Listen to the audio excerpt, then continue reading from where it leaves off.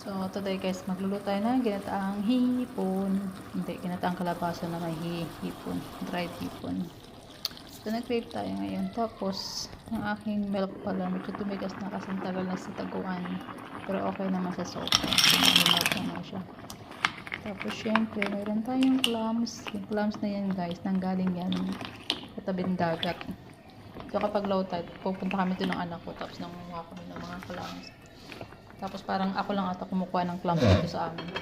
Parang wala tang pumapansin ng clams. So kapag kumukuha kami niya, pinipres ko yung iba. Tapos kapag may fresh, ayan, niluluto ko siyang ganyan. Ayan. So pakulaan natin siya ng ilang minuto. Tapos syempre, meron tayong dahon ng sili. Ang dahon ng sili galing lang din sa garden. So nagtanim ako before ng sili kasi gusto ko ng dahon. Ngayon, nagbunga siya ng super dami naman. Ang dami.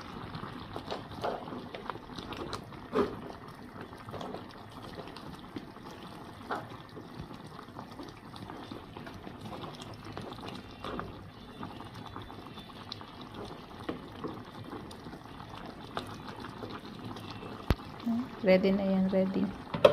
So, ganyan lang siya guys. So, yan.